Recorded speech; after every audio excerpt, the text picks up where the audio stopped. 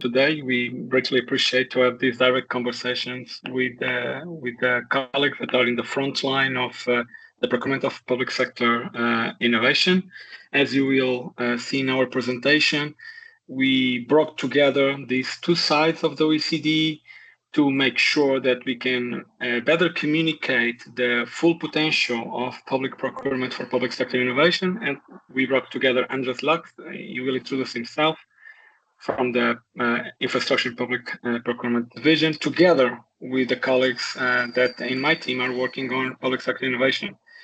And this, as you will see, is more than just an introduction, because this coordination and this alignment is one of the big issues that we have identified. Governments are trying to solve, some of them with very innovative, relevant initiatives, as you will see. So we planned to start this conversation to know a little bit more about you. And for that, we have put together a very short couple of questions. You can take a look at the chat, or you can use this QR code to answer this UCLAP. If you are using a browser, you can go to uclap.com and just put the event code there in the right place. I will just give you some seconds for you to go there. This will be an opportunity for us to try to, take stock of where we are in this room, at least, with regards to public sector innovation procurement. I'm not sure if anyone is experiencing a difficulty or a technical challenge. Please let me know via chat. I will try to clarify it as quickly as I can. But what we have thought to start with is to ask you if you have personally been engaged in a public procurement process for public sector innovation, for an innovative goal, for an innovative solution, innovative process. So have you been experiencing this in person? This is the first question. You can take a look. Let me just refresh it. We have some 9 responses already. I will just give you 30 seconds more. We are not claiming any kind of analytical robustness in this analysis. It's mostly, again, an opportunity for us to take the temperature of the room, know each other a little bit better. So just to try to share some of the preliminary results. So yes, overwhelming majority of the ones who replied that have been engaged. So we are talking to people who know how to do it, that have felt the joys, but also maybe the pains of being engaged in the public procurement of public sector innovation. And more importantly, that may have personal experiences, organizational experience to share. And we are very much looking forward, not just for your questions, but also for your experiences on your organization. So please let us know once we finish our presentation, if you have any comment, any experience you want to share with other colleagues. A second question is precisely about this. What was the most impactful challenge that you experienced while doing this innovation procurement in government? Well, I'm pretty sure there are different aspects, different barriers, but please highlight the one that you really feel was the most challenge aspect of doing this. I will give you just like some minutes, 1 minute probably, and then we will just take stock of this. Thank you. We start already seeing one contribution. Vendor locking, very good point. Very good point. Just refreshing it. So capacity, structure, and knowledge, of course. Going for SMEs engagement is also a very important challenge. Of course, administrative culture that is sometimes adverse or resistant to what is perceived as a risk and these innovative approaches. questions regarding emerging technologies like AI, but also time constraints. Sometimes we are simply talking about time constraints. So it's something also to have in mind. Bureaucracy, all the questions around, uncertainty about the clauses or lack of agility. This is something we also were confronted with, as you will see, and that's one of the reasons why we have been exploring experimental approaches here. So I think we also see that the question of having senior leadership on board is extremely important. So thank you for bringing this. Very, very important to know this. So what we have to share in the coming slides won't come as a surprise to you. We can immediately see this from the results of this very short exercise. Now we know that most of you have a personal experience with public procurement of innovation. We also know that you have a very interesting board of challenges. And I hope that this gives us the enabling conditions, not just for us to convey our message, but probably more interestingly, to hear your questions, hear your experiences after this. So as you know, and you can see this in the next slide, as you know, the OECD has an important track record of work on the area of public procurement. If you take a look at all the work that András and his team has been doing in the last years, you will be not just, I will say, very positively impressed about the technical quality of the work, but also about how many areas have been covered in the public procurement area. Some of you may be already also aware that the OECD has been providing strong pieces of guidelines, standards, tools for public sector innovation. And as I mentioned in the beginning, we saw here the conditions for the perfect marriage of bringing together these two angles together to deal with the challenge that both procurement experts and innovators in the public sector have been sharing. That is, how to better leverage public procurement for innovation goals and generate impact and create value for our societies, for our economies, and of course, for our public administration.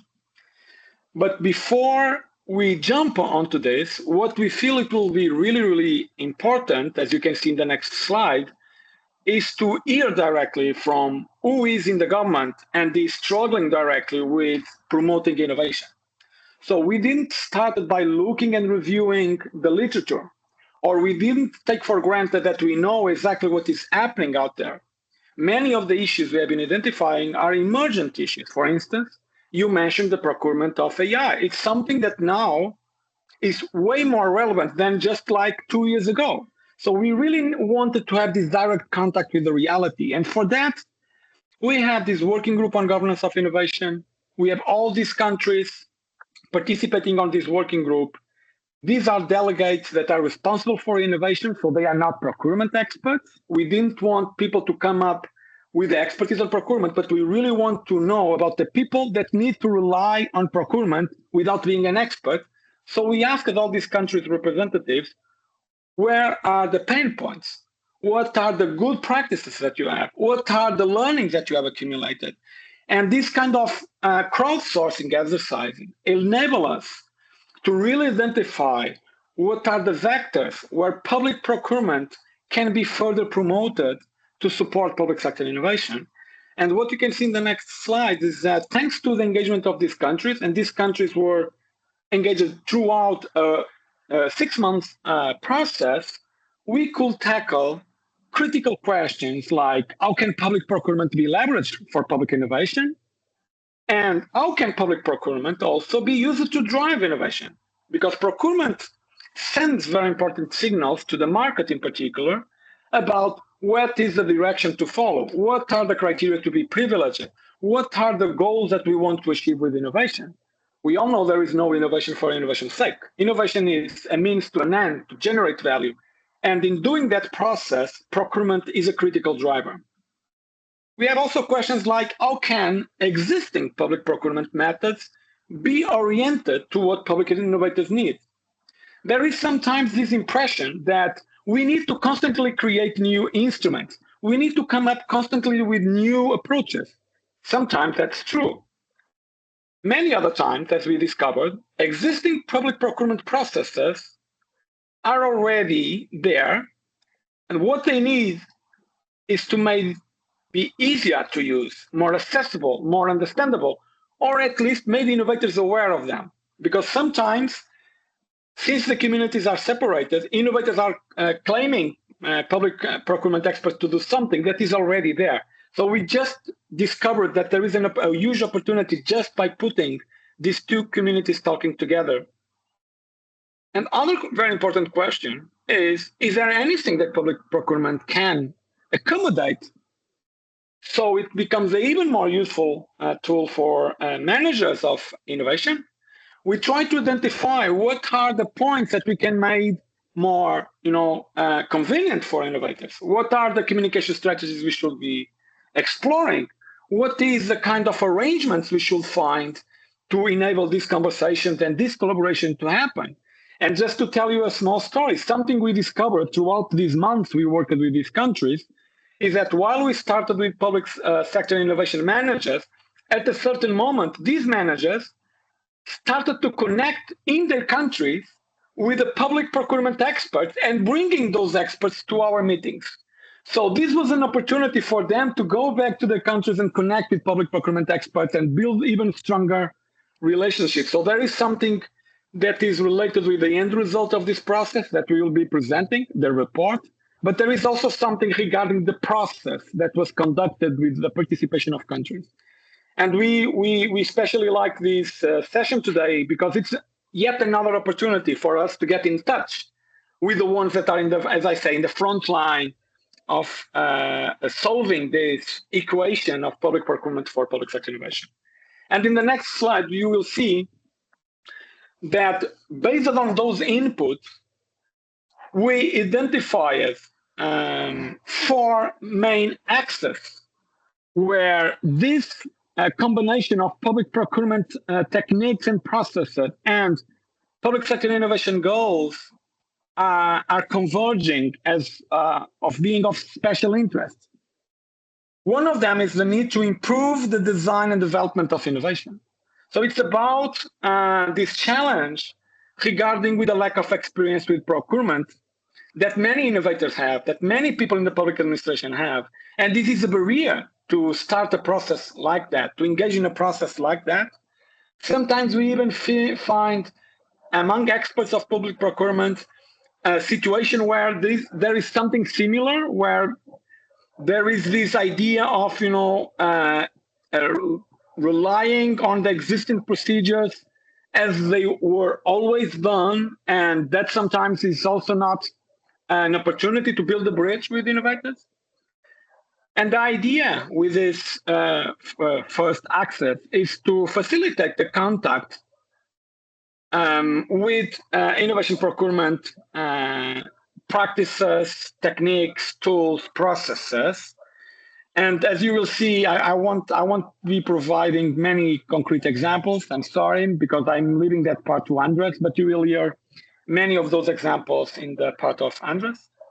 A second hot topic is precisely this idea of developing inclusive and targeted solutions. That means how can we bring on board different providers? One of you, for instance, mentioned the question of bringing on board SMEs, for instance. This is something we identified. It's a very shared challenge. How can we bring startups? How can we bring the third sector, non-government organizations, people that are working on academia and R&D? And how can we do this collaborative approach to improve also transparency, openness, inclusive, starting at the pre-procurement stages? Because we know that sometimes these are issues that need to be addressed even before the procurement process starts, right? A third key area is precisely this area that we already mentioned about reducing the barriers and the costs, the friction costs mostly, of adopt innovative approaches. Many of you, for instance, mentioned the question of the culture, or for instance, the question about time, or the question about uncertainty. All these aspects are related with these perceived complex and bureaucratic procedures. Sometimes they are just perceptions, but in any case, they act as a barrier for innovation managers to engage directly with procurement. And the final point we saw as being of special interest for public sector innovation is how can we explore procurement as a way to advance effective policy tools. For instance, how can procurement be a support to achieve societal goals like the SDGs? And András will be mentioning that in a while, because as I mentioned, the innovation is not done for innovation's sake. It's done to support our governments achieving certain goals, specific purposes. So what we really want to understand is how can we help bringing procurement to support innovation goals like these ones to be achieved. So we started with this very open consultation process, engaging all these countries throughout this month. We focused on 4 specific areas that are of special relevance and interest for the innovators themselves. And it was from this starting point that we developed our research, our analysis, and our whole publication. And you will have the pleasure of hearing András going deep into each of these topics in his part. So András, the floor is yours. Thank you very much, Bruno, and good afternoon to everyone. It's great to have you here today with us. It's a pleasure for me as well to present our paper that we co-wrote with Bruno, but also with a third colleague as well, to Paulina Boechat, who cannot be here today, but nevertheless she was also a co-author. And what I would like to go into right now is to show you the overarching themes that governed our paper. You know that, and it's not new to you, that public procurement can have a catalyzing role in public-private collaborations and bringing new services and solutions into government operations. And it's also important to see that there is tons of benefits of innovation procurement, starting from boosting economy recovery, green, digital transition. There is also higher quality of public service that can be a result of such procedures at an optimal budget, addressing arising needs, modernizing public services, helping SMEs to gain more market, and also guide markets towards innovation. And this last point would also lead to the second very important overarching theme of the paper that we focused on, is actually to better understand what innovation managers want, to better understand how they can be better parts, better actors, they have a better role in public procurement, and what is the criticality for innovation managers when it comes to public procurement. And obviously for them, the most important is the access to innovative solutions to address emerging public challenges and how they can actually present it to the public service. The diversification and engagement of new players and stimulation of innovation practices, strengthening and establishing the innovation processes, and also supporting policy instruments, as Bruno already mentioned, or innovation in the public sector. Next slide, please. When we took stock of the procurement methods that are out there, we saw that there is a vast options already, where we can say that it is already building on the relevance of demand-side policies to support innovation. The rise of digital technologies has also a profound impact on the procurement processes. We already saw it in one of this in the answers that you mentioned, digital technologies, but also vendor lock-in, where the widespread adoption of e-procurement systems, for example, are helping to improve transparency and efficiency.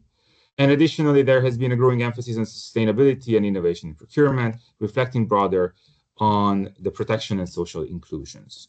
Why is procurement so important? Why do we have to make sure that innovation is deeply inclined in procurement and that it needs to support innovation? Whereas the next slide will show, public procurement plays multiple roles in the public sector. It is a catalyst for public-private collaboration. It has a value for businesses, for example, by sustaining small and medium-sized enterprises, as it was mentioned before, or stimulating innovation, and can bring new resources, services, solutions, and even methods directly into government operations. It is very important to emphasize that public procurement is the second biggest expenditure for the government after public salaries. And in many countries, it goes even beyond 15 to 16% of the GDP, but the average is around 13%. This is why the Global Public Procurement Forum of the OECD, that's going to happen next week, and you can still register online to this event, will have the title, The Untapped 13%, because we need to better use public procurement as a tool, as a strategic tool to help economic resilience, to boost economy, to boost innovation, to give more market to small and medium-sized enterprises, to involve better those creative minds and those creations that can help and lead to better services. The next slide will also show you that besides, the next slide, please, besides what we already mentioned about the share of GDP of public procurement is highly linked to the implementation of more than 80% of the Sustainable Development Goal targets. And in addition, there is one SDG, which is the SDG 12.7 on sustainable public procurement, which specifically mentions public procurement. And it's about promoting public procurement practices that are sustainable in accordance with national policies and priorities. So as you can see, there are, for the many challenges that are out there, public procurement can be a strategic tool, a strategic asset to help to tackle the upcoming challenges. However, as we already heard it from Bruno, and we also saw it from some of the replies, it also requires skills, capacity, and also a change of culture in a way that the public service, public procurement can be more receptive and more open to innovation and can help the implementation of innovation in public sectors. And for this, for example, the European Commission is doing a great job. There are several platforms where they are also helping. And we are at the OECD are also looking into options how we can help countries in succeeding on the better use of procurement. I will tell at the later stage of the presentation. Nevertheless, in the next slide, I would like to show you is a bit of an activity. Imagine that the contracting authority, you are giving economic operators following tasks. Please give us the exact same plane as we have purchased before. In this case, you will have the exact same technical requirements or any other requirements that are necessary for the economic operators to produce or provide you with those kind of solutions. Obviously, this will be very narrow for the market as an option, since not many economic operators will be able to share with you the exact planes that you're wanting to. However, you can also ask the question that I would like to purchase a plane that can fly as long as possible. In this case, now you're stepping one step back. You're not just talking about the exact technology that you want, you requiring more technology. However, you are opening up the possibilities and the options for the economic operators to provide you with certain solutions that were not purchased before, however, that has been developed throughout the years, or they just have ideas that they would like to share, and thus they will ask your help and your collaboration in developing those kind of planes, those kind of technologies that can fly longer and faster. Or if you are very innovative, you can also ask the question, please provide me a technology, and it doesn't need to be the plane anymore that is precise, that can fly as long and as efficiently as possible. Now you see that the difference between the three requirements will provide you with completely different solutions. And in the end, you might explore something that will be much more beneficial for you rather than just asking for the same kind of technology that you used before. As for the next slide, I would like to just very quickly touch on what is innovation in general. We know that innovation can be summarized in a way that it is a practical implementation of ideas and solutions that result in significantly new or improved goods and services. It is new and improved. It is useful, but rather it creates value. So it helps value creation, which is much more important in the public sector. And it is also implemented, unique, novel device methods, compositions, or processes. For the next slide, we can talk about the starting point of the innovation procurement. When you say that you have an unmet need, problem, opportunity that you cannot solve yourself, and what solutions are available in the market, and do they respond to my need? You, as you mentioned, since you are aware of the innovation procurement in general, this is something that you are very much familiar with. So I will not get into details of this. But the situation is quite simple. What solutions are available, or do they respond to my need? And if not, what can I do in order to find the solutions to my needs? The next slide would give you just more of an approach to show that, that when it comes to the possible ways of innovation through procurement, there are the questions that you have to raise. Are there solutions available in the market, and do they respond to my need? And also, do I need help from the outside, or do I want to solve it myself?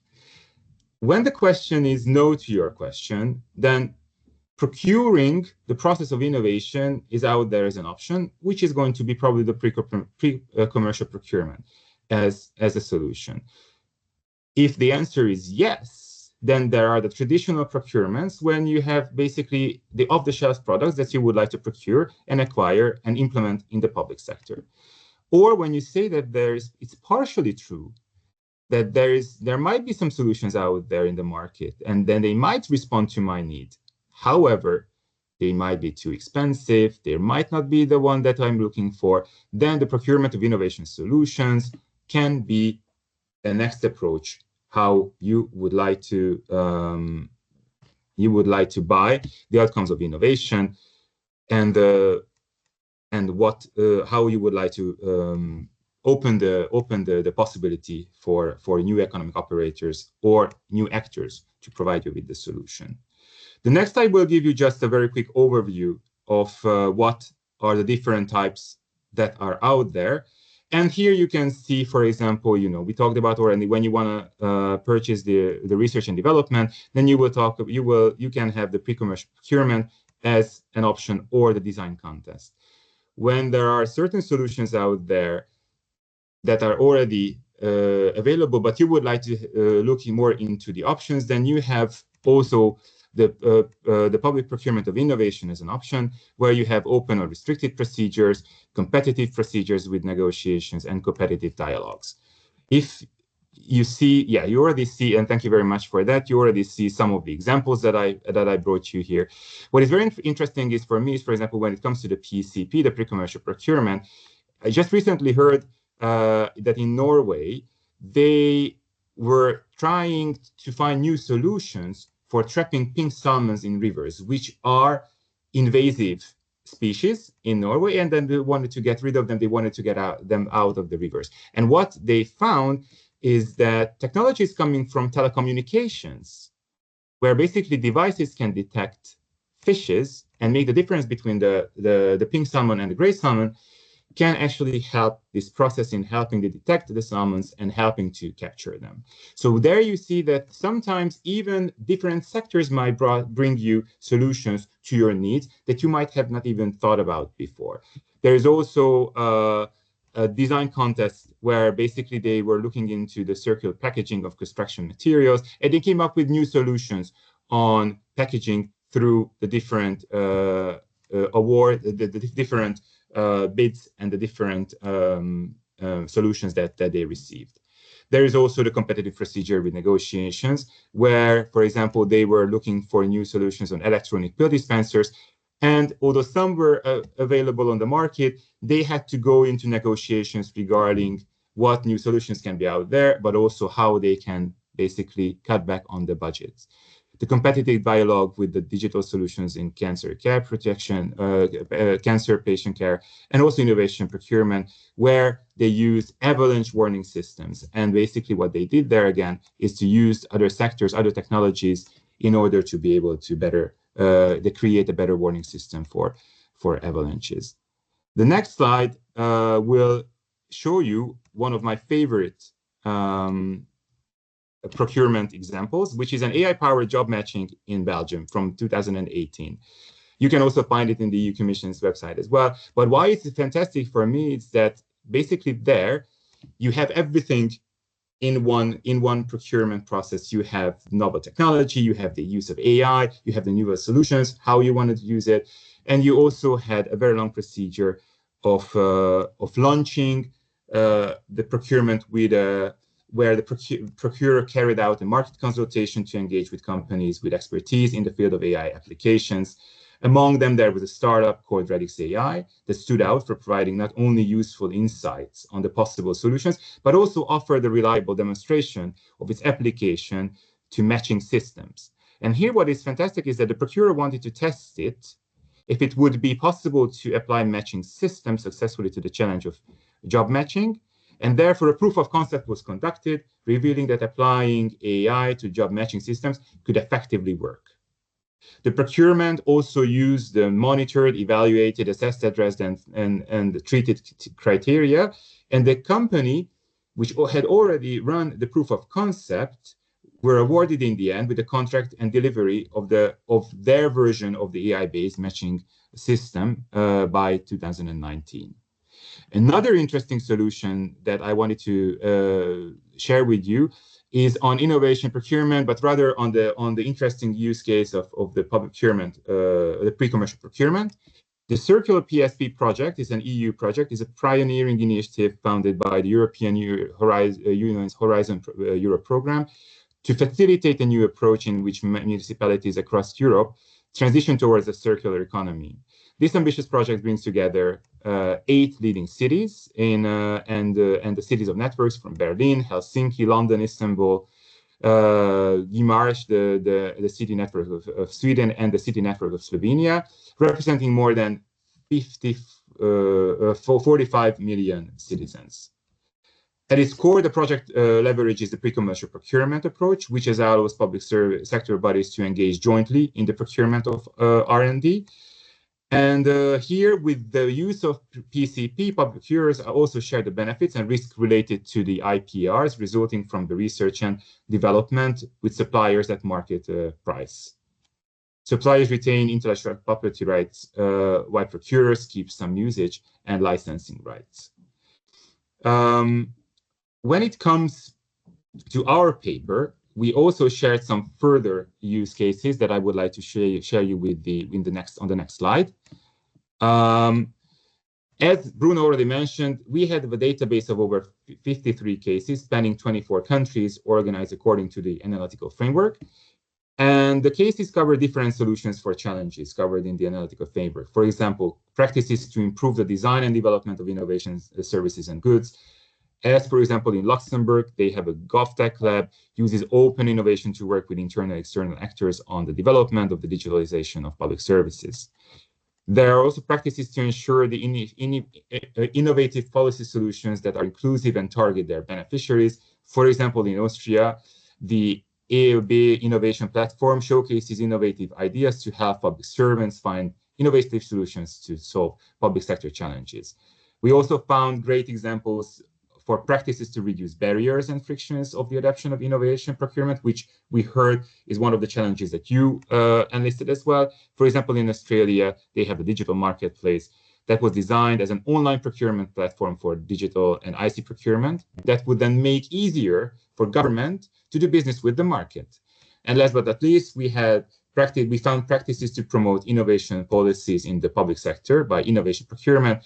For example, in Sweden, the digital arena uses demand acceleration as a methodology for how the public sector can drive innovation and change with public procurement as a tool by increasing the demand for sustainable solutions. So as you can see, there are many, many examples out there. Not all just talk about the procurement process itself, but also the creating the environment, all the facilitators, all the complementary necessities that would lead to successful procurement processes. And why this is important, as the next slide will show you, innovation procurement needs curiosity, it needs courage, and it also needs openness. It's curiosity because it embraces learning and new knowledge, explores possibilities and challenges. Courage because of the challenge, the status quo, and be persistent and dare to implement. And the openness because be empathetic, be flexible. You need to share and acknowledge the initiatives as well. And yes, if you could go down, please, with the four. Yes, thank you. You know, and what we always suggest is look for opportunities and lead the way. Try to trust and accept the risk to a certain extent that comes with innovation procurement. Learn and change practices. Learn from the processes that sometimes might not lead to anywhere, but nevertheless you tried and you did. And in the end, even if you were not successful in creating a new innovation in a way that attracted many market representatives, at least you did it, and then you can learn from it. You can change the practice, and next time you will be able to do an even more successful process. And what is very important is the collaboration and the involvement of the stakeholders in general. The slide that I wish to very quickly present in the end of my share, and then I will give the floor back to my colleague Bruno, is that in the course of our work at the OECD, we have just recently finished, or we are about to finish, 2 interesting projects that have been funded by the European Commission's Technology Support Instrument. In both cases, we work with the governments. In Croatia, the Ministry of Economy. In the case of Estonia, also the Ministry of Economy, where we focus on capacity building. Why? Because we heard that one of the most important parts, one of the most important requirements for successful procurement processes is actually the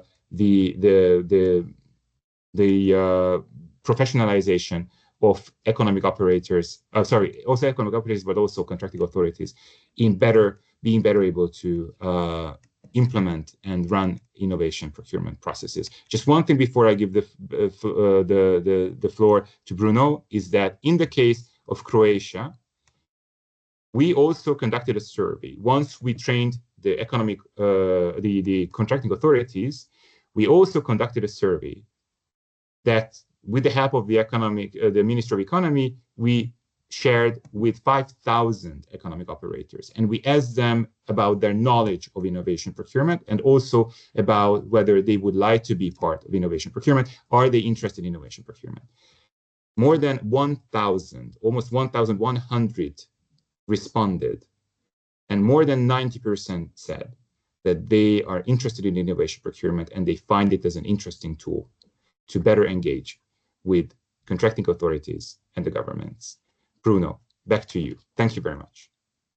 Thank you so much, András. I really think we are about to close. I won't take a lot of time. We know that we share plenty of information. To most of you won't find any of these things especially shocking in terms of challenges, but we hope at the same time that we offer some ways out of those challenges, and we are eager to continue this conversation with you. And so some of the things that we really want to highlight and to build on the argument that András just shared, it is extremely important to build capacity on governments. It's important that we have the capacity to not just solve today's problem, but to keep aware of the problems that will emerge in the future, and to have the right skills and capabilities to adapt and to generate these kinds of solutions in the future.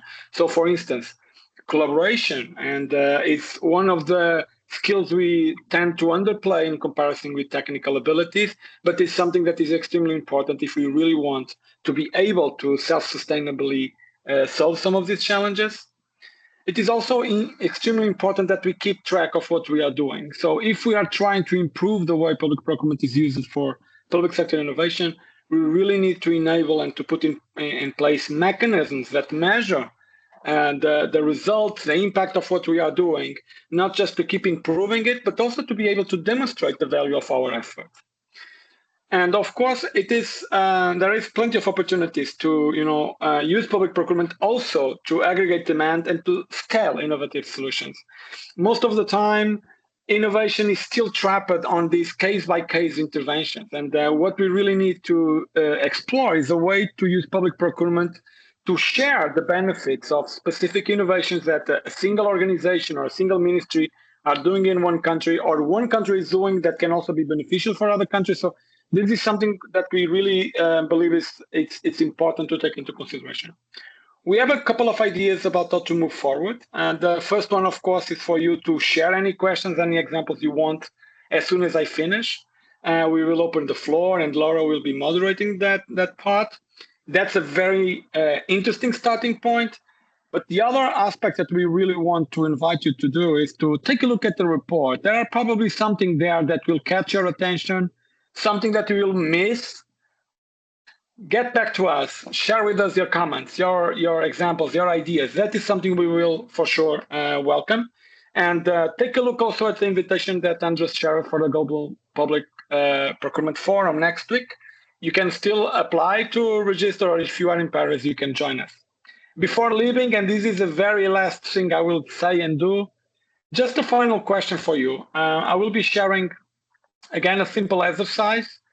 Take a look at this last question, because what we really want to understand is, if you are granted a special power, what will be the number one thing you will be doing after we finish this session? So from what András and I shared with you, what is, in your opinion, the first thing you will be doing to change things, if that's a possibility that you have?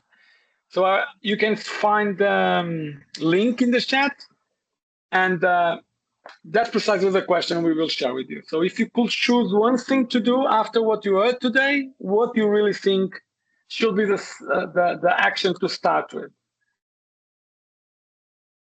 So I know this will take some more time. Take your time. I hope this will help us also imagining what are the things where the OECD can provide more support to. So these are the actions we also want to inscribe in our priority list. So eager to hear your opinion on this. So the public procurement of innovation, for sure. Thank you so much. It's something to be tackled explicitly. Just for the sake of time, so we have some time for questions. I will leave this question open, so feel free to answer while we are discussing, but we will open the floor because I think that's the most exciting part. Thank you so much for your time and your attention. Very much appreciated. Wow. Thank you very much, Bruno and András, for such an inspirational and also instructional tool, and also for presenting us some of the facilitation drivers that put the focus also on the ecosystem, which is also a very important to create the ecosystem, to create the momentum that pushes innovation in procurement. Of course, this is just a pill. You are more than invited to have a look at the 53 examples that are collected in the report and find which of those could be useful to your context. So we fully invite you to deep in the report. And also thank you very much to both for having shared the link to the Global Procurement event in Paris at the beginning of July. For me, it was more than inspirational. I got some good ideas for my work, but I would like to open the floor to the audience, since we only have like 10 minutes for questions, and this is for you. For the participants, would like to hear the questions, the pressing questions that you have. And there are a couple in the chat which I'm going to read for you, either Bruno or András. we have Dimitri that wishes to have clarity in public procurement law regarding IT and software, which are very specific markets and large spend, but are not mentioned once in legislation. I don't know if the question is enough clear for you, or Dimitri, if you can clarify a bit. Yes, thank you. Yeah, software is a special kind of product. It's not a good, it's not a service. You see that most buyers cannot even decide what it is. Is it a product or a service? And also there are very specific rules. For example, software licenses are bought and paid in advance, which is strictly taken illegal. Okay, but it's commonly used in the market. But all these things are not mentioned once in legislation. So all IT buyers face the same problem. It's a totally gray area. Thank you. Thank you so much, Dimitri. I'm pretty sure that András has more substantive contributions from the work that our division on infrastructure and public procurement is doing precisely to address the public procurement of emerging technologies, including AI. I just want to flag two things. The first one is that there is for sure a special interest in providing clarity and I would say actionable support for the procurement of AI, in particular in the European Union context, where we are starting to see already some regulations in place that need to be translated in the way procurement is being done. So I think it's something interesting to consider also in the specific context of the European Union. And there are interesting examples of countries that are trying to apply public procurement to AI, even if in a controlled scale. So that may be interesting. We can. For time's sake, I won't start mentioning that, but there are some good examples of countries that are trying to do that. For instance, in Spain or in Estonia. So, for instance. But there are also a point that I want to highlight, that is the use of AI for public procurement in itself. So it's something that we are also seeing this happening, and this is something I think will call into attention the potential that these technologies have to speed up or to offer more robust and to create a system of checks in the public procurement process that we are doing. So there is something there also to explore. I will hand it over to András because I know that our colleagues are covering this issue. Thank you very much, Bruno and Dimitri. Great question. Thank you so much. I mean, just to touch on two things immediately. One is that although it's not easy to procure, as you mentioned, IT services and or softwares as well, and sometimes, as you rightly mentioned, they have software license issues that need to be purchased in advance.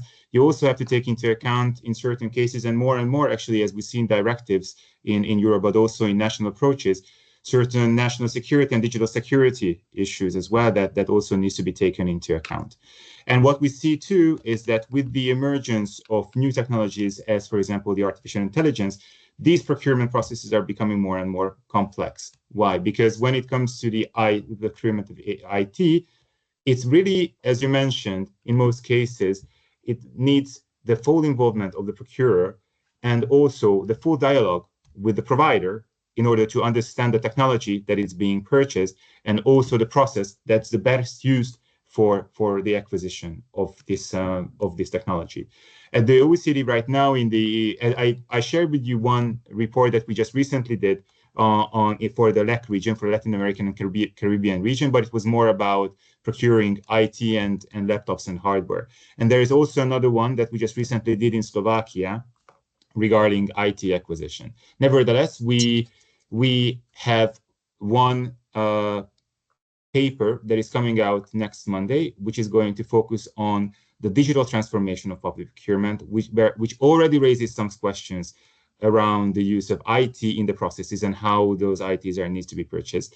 And later this year, we will have another paper coming out on the public procurement of digital technologies and softwares, where actually we will look into what are the best procurement processes that can be the most helpful for this, but also what are the challenges, what are the burdens that you need to face.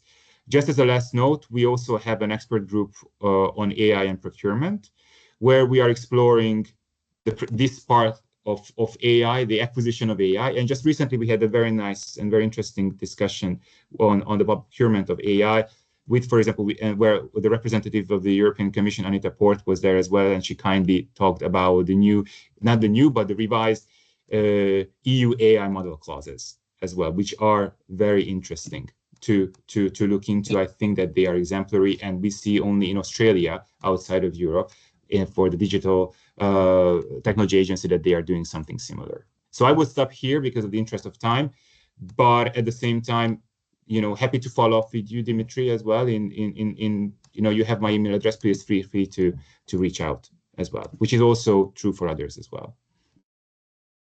Thank you very much to both.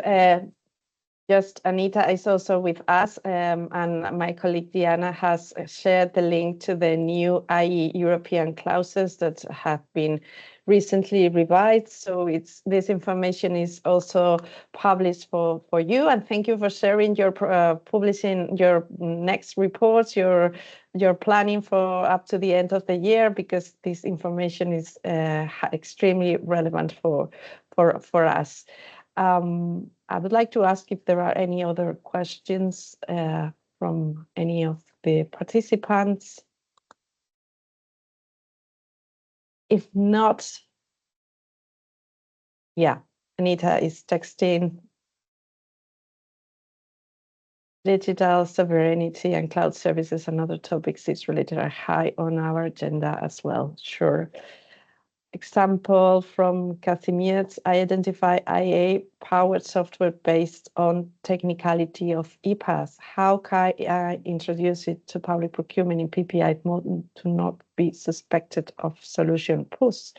Maybe this is too technical, this question. András or Bruno, would you like to respond it now or maybe later on?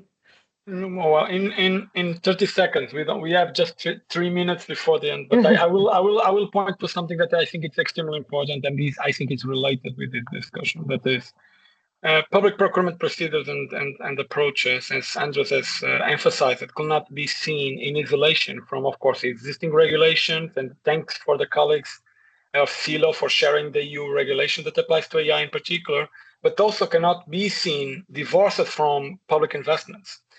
Procurement exists because of investment options. And very recently, regarding digital government, and this may be of interest to Dimitri, given his question, and there is a very recent working paper on the OECD published last week, if I'm not mistaken, precisely about how public investment for digital government can be effectively managed. And of course, procurement plays a big role on this, because for investments to translate into practice, as András was saying, a key vector is for sure procurement. So this is important also for us to keep in mind that these connections between investments, regulations, and procurement exist, even if we limit ourselves to public sector innovation goals. I don't know, András, if you want to use extra 30 seconds that we may have. Thank you so much. Just basically a question of clarification, because when you talk about identified AI-powered software, is it something that you identified or you developed? I just asking the question because if it's a different approach regarding how you are informing the public sector regarding existing solutions that could be effective for implementation. So when it comes to existing solutions, then, as I mentioned in my presentation, there are the standard procurement procedures where you can go through, and then you can acquire these solutions. With regard to AI-powered solutions, however, what is the most challenging is that you have to be very vigilant and very attentive on how you assess in advance these kind of AI technologies in order to choose the one that is the best fit for your needs. And those can be generative AI, those can be ones that are out in the market, but those can be basically open source codes that you will just buy and then as a license and use it within your system, and you will train your own AI model. So here there are so many different approaches to how you would like to use AI solutions that that I don't think it's a question about whether you're pushing the solution. It's rather about what are the solutions already out there and how you want to approach them. I don't know if this answered the question. Thank you. All right, so with this, we've just come to the end of this webinar. If you need more information, if you want to explore more, you have our social networks, social media here, and you have our contacts. And finally, we would like to ask you to take a minute to complete our quality survey. It's just a small number of questions and will help us to improve. Thank you very much to everyone. Thank you so much to our dear speakers, and we see each other soon in our next webinar, which will be announced soon in our LinkedIn account. Thank you so much. Have a good summer. Bye-bye.